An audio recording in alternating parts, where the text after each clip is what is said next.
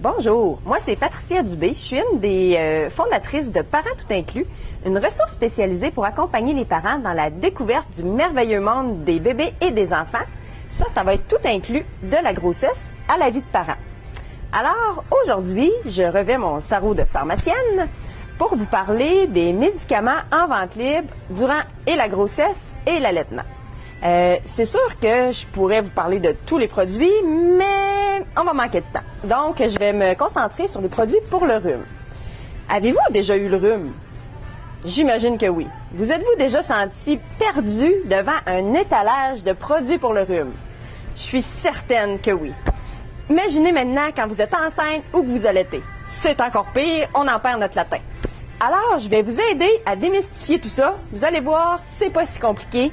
Vous allez vous sentir pas mal plus en confiance quand ça va vous arriver la prochaine fois. Alors, premièrement, je vais vous dire un petit peu c'est quoi les étapes à suivre pour se traiter lorsqu'on a le rhume. Puis ensuite, je vais vous parler des produits, en plus particulièrement. Alors, premièrement, quand on a le rhume, on se le fait dire par tout le monde, mais la première chose à faire, c'est de se reposer et de boire, de s'hydrater dans le fond. Je sais que je suis plate, mais c'est ça, ça reste la base. Ensuite de ça, la deuxième chose à faire, que tout le monde devrait faire, pas juste nos bébés, c'est mettre de l'eau salée dans le nez. De l'hydrasens, du Salinex, il y a toutes sortes de produits qui sont à base d'eau salée pour hydrater le nez. C'est la deuxième chose à faire lorsqu'on a le rhume. Ensuite de ça, dans le fond, ça a l'air bien épeurant, un étalage de produits pour le rhume, mais c'est pas si pire que ça. En fait, il y a 5 grandes classes de produits à connaître, puis un coup qu'on connaît ça, on peut se traiter nous-mêmes très, très facilement. En passant, quand vous avez besoin, puis que vous vous dites « Ah, le pharmacien est trop débordé, j'irai pas le déranger », bien sachez que vous nous dérangez pas, parce qu'on est là pour ça, puis on est là pour vous aider. Alors, quand vous n'êtes pas sûr, vous pouvez toujours avoir recours au pharmacien, puis surtout, n'hésitez pas, ça nous fait plaisir de vous répondre. OK, alors revenons à nos moutons. Premièrement, dans les 5 groupes de produits que je vous parlais, le premier dont je vais vous parler, c'est le produit contre la toux. Le produit contre la toux, on le retrouve autant dans les sirops qui sont derrière moi ou dans les comprimés. C'est un produit qui s'appelle le dextrométhorphan. C'est un nom qui est un peu long et dur à retenir. Faites-vous-en pas, je vous poserai pas de questions, je vous ferai pas d'examen à la fin. Alors, ce produit-là, quand vous pouvez le retrouver, il est marqué sous forme DM sur les emballages souvent. C'est plus facile à retenir. Alors, ça, c'est un produit qu'on peut utiliser quand on tousse. C'est un produit qui est sécuritaire autant pendant la grossesse et pendant l'allaitement. Donc, tout le monde peut le prendre, il n'y a pas de danger, c'est complètement sécuritaire. Un petit point que j'ai oublié en commençant, par contre, c'est que je voulais vous mentionner quand vous avez le rhume. Il existe plusieurs produits que ça s'appelle tout en un. Donc, ça traite tous les symptômes du rhume et de la grippe. On prend ça et hurrah, tout est parti, tout est fini. Moi, j'ai une petite mise en garde à vous faire à ce sujet-là. J'aime beaucoup mieux traiter les symptômes individuellement. Parce que quand on traite tous les symptômes, je ne sais pas si ça vous est déjà arrivé, vous, d'avoir un rhume avec mal à la gorge, mal à la tête, le nez qui coule, le nez bouché, la toux, tout ça en même temps, pas sûr, ça arrive pas souvent. Donc, on est mieux de traiter chacun des symptômes individuellement. Comme ça, on a moins de chances d'avoir des effets secondaires avec les produits. Puis, ça va être plus adapté à notre situation. Alors, on continue. Donc, c'est ce que je vous disais, le produit pour la toux, le DM, tout le monde peut l'utiliser autant dans la grossesse que dans l'allaitement. C'est complètement sécuritaire. Ensuite de ça, on a les décongestionnants. Dans les décongestionnants, on a 2 classes. Il y a les décongestionnants par oral, dans le fond, qu'on prend soit en sirop ou en comprimé. Et il y a les décongestionnants nasaux, qu'on met directement dans le nez. Là, à ce moment-là, faut les séparer en 2 parce que les 2 sont pas sécuritaires pour tout le monde.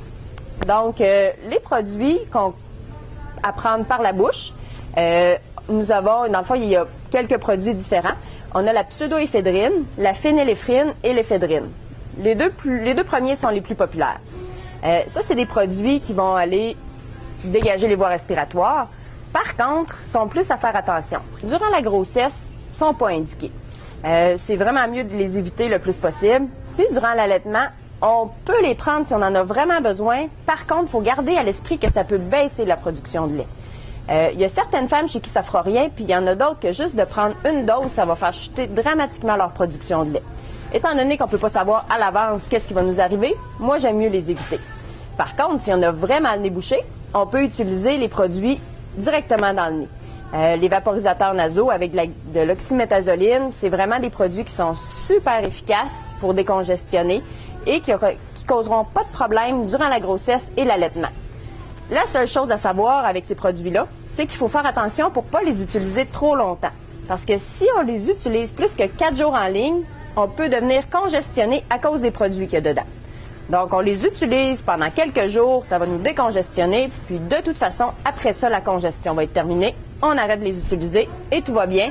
Vous allez bien avoir dormi et vous allez être soulagé de votre rhume. Après ça, une autre classe de produits, c'est les antihistaminiques. Ça, c'est les produits qui sont utilisés pour empêcher le nez de couler, principalement les yeux de pleurer. Les antihistaminiques qu'on utilise pour le rhume, c'est ceux de première génération. Il existe d'autres classes d'antihistaminiques qui sont plus pour les gens qui font des allergies saisonnières, qui sont de deuxième génération, mais pour le rhume, ils n'ont pas vraiment d'efficacité. Alors, les antihistaminiques de première génération, oui, peuvent être utilisés pour empêcher le nez de couler.